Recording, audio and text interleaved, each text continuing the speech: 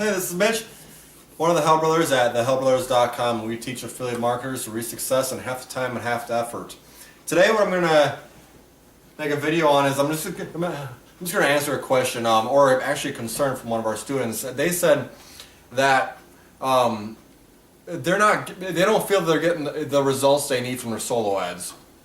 Well, I got a perfect story for you because we were in exactly the same boat as you were back in 2010 when we were just beginning everything pretty much. But basically we got a hold of Chris Jones, founder of IPAS, a wonderful system by the way. And we were so new that we were basically just trying to figure out how to get going with online marketing. So we brought up solo ads and we kind of was asking him what made him successful. And he basically said right off the bat, solo ads. Solo ads are one of the best things to do. So Matt and I went home that day and we bought a bunch of solo ads online. We went through all the websites like $10soloads.com and all these other solo ad providers. We bought them. We sent the proven emails that they gave us for the IPAS system. Absolutely nothing happened. So let me call Chris Jones back and be like, hey, are we missing something? And then he explained it. So and we found this very common. We knew about solo ads before we even met Chris Jones. We knew about different marketing systems. So and we tried a lot, failed a lot of times. Nothing was working until he kind of gave us some insight as far as what a solo ad really is and what lists to really use when doing a solo ad. Now, I have to tell you, solo ads is a general marketing term. It's not like you go to Google and put in solo ads and then you find websites that sell them to like 10,000 people and then you send one. It's not that at all. What a solo ad is a nicely crafted email in a marketing series, okay? So a solo ad is an email, okay? What most pros don't tell you about solo ads is they send them to joint venture partners, okay? What a joint venture partner is say you and me are internet marketers. I have a gigantic list of 50,000 to 100,000 people, and you have some credibility. You have a nice blog. You get a bunch of traffic, and you are making money online, and you have a great offer. And you approach me and say, "Hey, Mitch, I would love to send an email on your list. I have a product that's really going to help your list, and I think they'll be interested in it." You explain the product, and I would say yay or nay to it.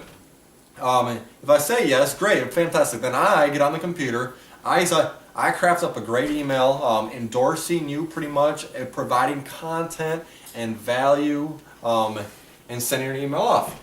And the value of this is if my list is responsive and I have developed a great relationship with them, you're more than likely going to get click-throughs on that email. And you're more than likely going to get leads and probably sales, okay? Because I've developed a great relationship with my list, because they know what I send them is really going to help them. Because I've given so much content. I've over-delivered on content throughout the years of them being my list. They are raving fans of me. And if I send them a product, they know that I have their best interest in mind, okay? That's a joint venture situation. What Matt and I were doing when we sent solo emails through these lists that were like 1 million people long, or emails long, we just blasted it to them. We had no connection to the list. We didn't even know what the list owner was even doing with their list. And if it's on a solo ad site, guys, you can imagine how many people are sending them spam emails. Because pretty much what we were doing was spamming everybody. We didn't realize that. Of course there was going to be no response.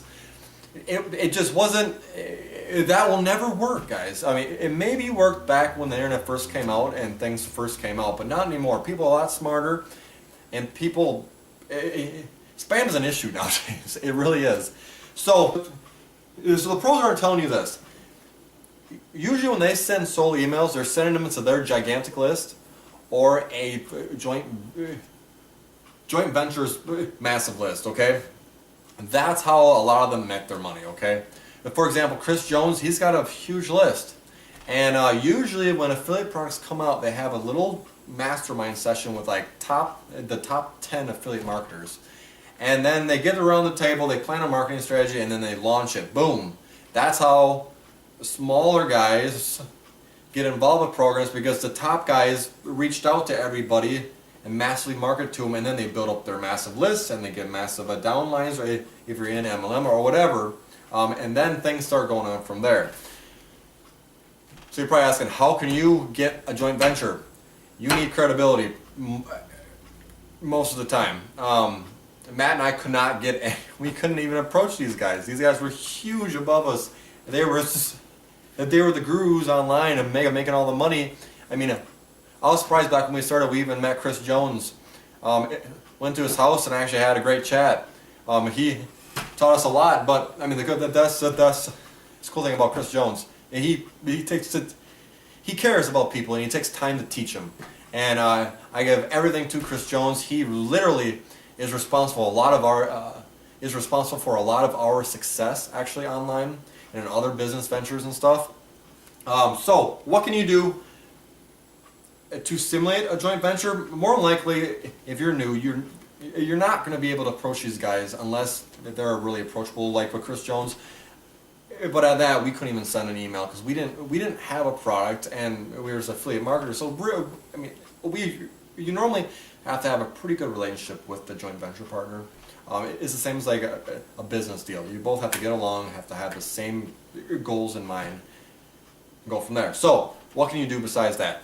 What we turn to as soon as we learn this is, one, it was very difficult to get an email on somebody else's list. So that didn't stop us. What we did was we went to e-zines, okay?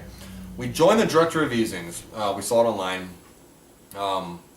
And we were actually researching other avenues for sending solos. And so we joined the directory of e-zines with Charlie Page, wonderful teacher by the way. And we started learning about sending e-zines. The cool thing about e-zines is they're a magazine online or a newsletter online.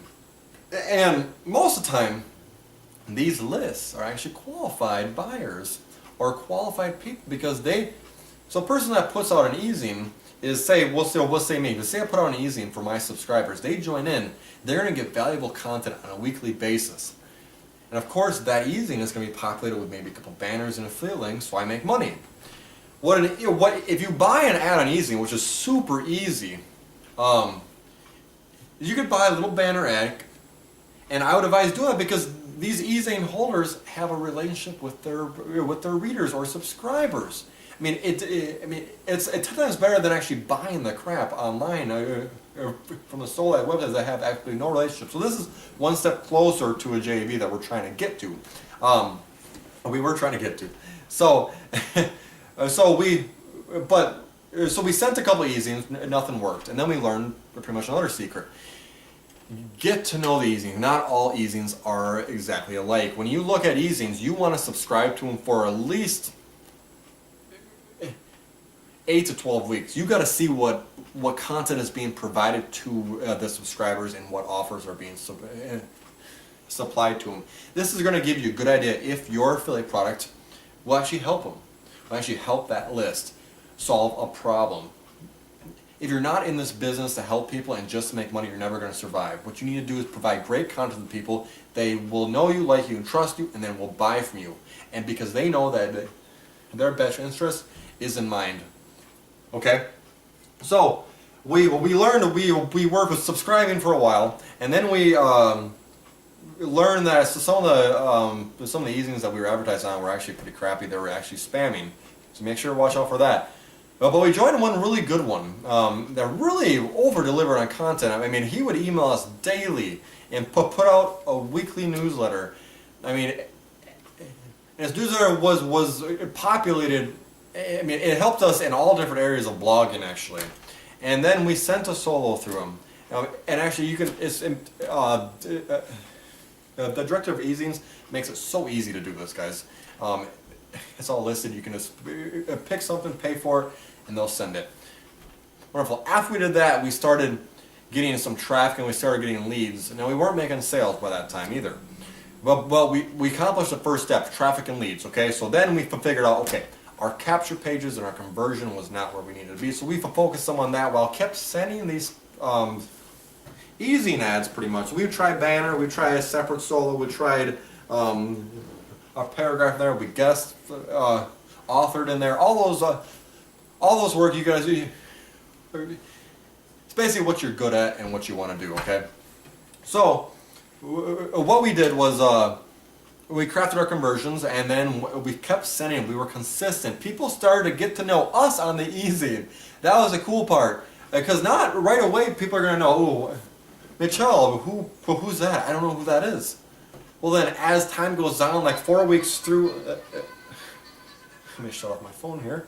But as time went on, guys, people got to know me, and people started to like me and trust me, and eventually they bought from me. So that's where I would go with it, guys. It's kind of our story. Try it. Let us know what you think, and we'll go from there. Thank you, guys. Have a wonderful day.